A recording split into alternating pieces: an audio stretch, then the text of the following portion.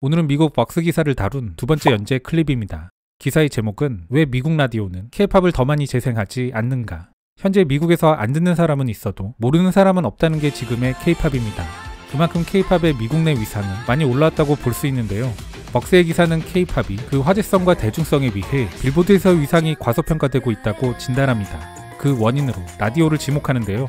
저번에도 말씀드렸지만 미국에서 라디오가 중요한 이유는 빌보드 차트를 선정할 때 매우 중요한 기준이기 때문입니다. 아울러 기사는 라디오가 정상적으로 현재를 반영한다면 더 많은 K-팝 그룹들을 빌보드에서 볼 수 있을 것이라 이야기합니다. 참고로 벅스는 여러 사회적 이슈들에 대해 심층적으로 파고드는 탐사 전문 매체입니다.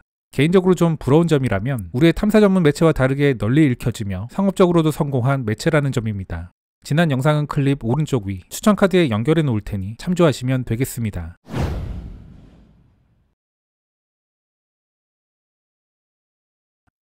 라디오 방송들은 K-팝을 방송할 수 있다고 주장한다.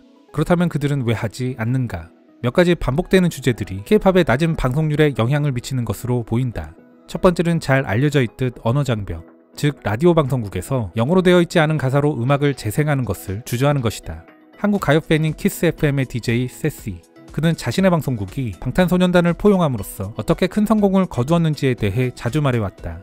또한 그는 다른 DJ들이 한국 음악 방송을 꺼리는 여러 이유를 블로그에 올렸다. 그가 꼽은 가장 중요한 이유는 한국어로 노래한다는 것이다. 그리고 또 다른 이유는 라디오 프로그래머들이 10년이나 시대에 뒤떨어져 있기 때문이라는 것. 이러한 시대지체의 이유는 기업 합병이 상위 40개 라디오 방송의 균질화를 가속화했기 때문이다. 만일 K-팝이 점점 더 획일화되어가는 음악산업의 활기를 불어넣지 않았다면 이 상위 40개 방송은 변하지 않았을 것이다.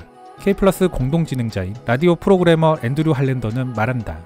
라디오 방송국이 이 음악을 틀도록 하는 것은 사회정치적 발언에 가깝습니다.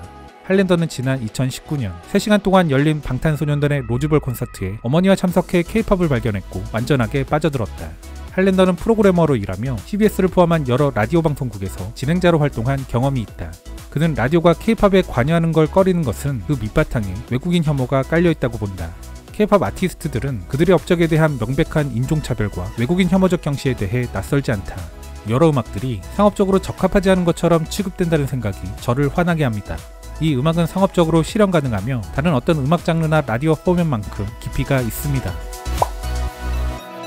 그러나 K-팝이 상업적이라는 것을 프로그래머들에게 납득시키는 것은 어려울 수 있다. 슬레이트의 차트 1위 곡에 대해 글을 쓰는 크리스 몰렌피는 다음과 같이 말한다. 라디오 프로그래머들은 청취자들을 당황하게 할 어떤 것도 시도하는 걸 꺼려합니다. 그리고 그들의 인식은 또한 종종 연령차별적이어서 위험하다. 라디오는 구매력이 있는 청중을 필요로 하므로 대략 18에서 34세의 젊은 성인 청중 인구를 타겟으로 한다. 이것이 바로 90년대와 2000년대 첫 10년 동안 백스트리트 보이즈, 저스틴 비버, 원디렉션과 같은 10대 아이돌들이 1위 싱글을 가져본 적이 없는 이유다. 몰란피는 내게 말한다. 해리 스타일스 역시 성인 스타로 인식된 후에야 마침내 1위에 올랐습니다. 그리고 조나스 브라더스도 마찬가지인데 2000년대 10대 때보다 2010년대 후반에 라디오에서 훨씬 더 인기가 많았습니다. 그러나 부정확하게도 방탄소년단 멤버들은 모두 20대 중후반이다. 이를 감안했을 때 실제 나이에 관계없이 이러한 종류의 팝 자체가 틴 음악으로 묶이고 있는 것이다. 또한 팬덤의 실제 인구 통계 역시 주로 밀레니얼과 X세대로 알고 보면 그들의 타겟 시장과 정확하게 일치하는 게 K-팝이다. 팝음악 관련 팟캐스트의 공동진행자인 찰리 하딩, 그는 방송국들이 진퇴양난과 같은 상황에 빠져 있다고 말한다.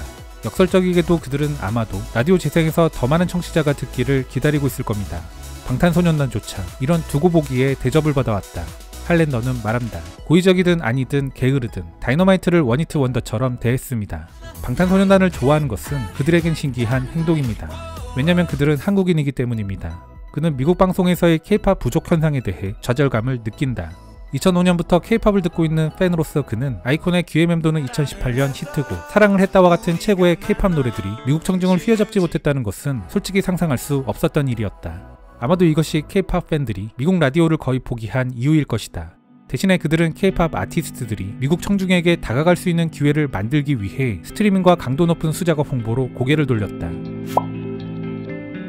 빌보드 차트 순위에서 라디오 재생, 노래의 물리적 및 디지털 판매, 디지털 스트리밍 등의 광범위한 측정 항목이 포함된다.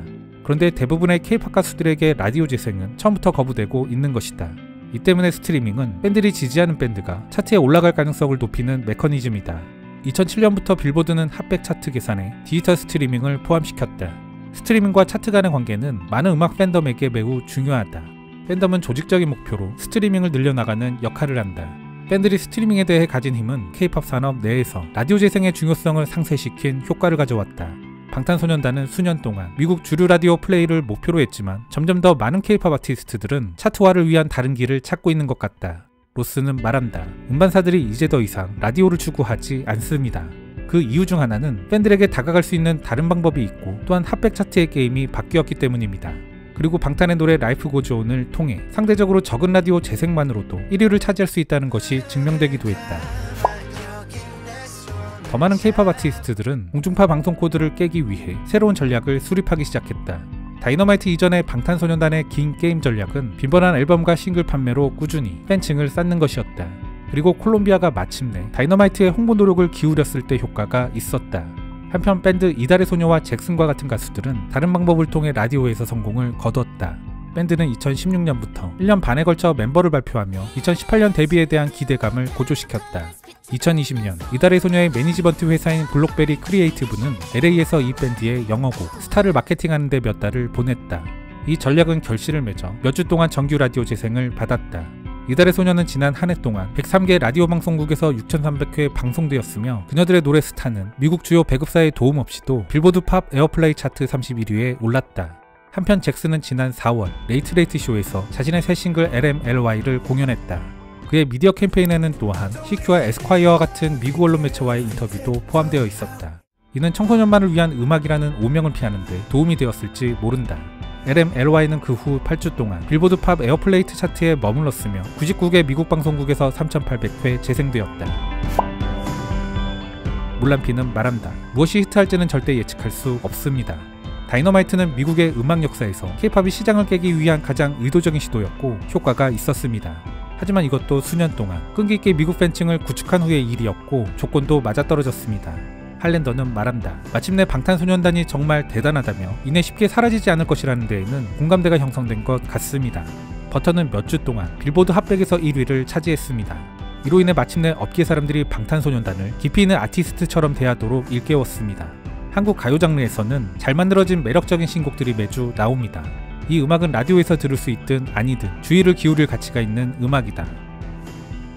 100m 달리기를 하는데 30m 뒤에서 시작했지만 압도적으로 1위로 골인한 것. 방탄이 지금 이뤄내고 있는 성과는 바로 이런 게 아닐까 싶습니다. 여기엔 결국 음악을 즐기는 것을 넘어 그들 스스로가 방탄이 되어버린 팬덤 아미가 있는 게 아닐까 싶습니다. 방탄과 아미 그리고 K-POP 팬들이 만들어가고 있는 변화가 어디까지 이어질 수 있을지 이제는 궁금하기까지 합니다.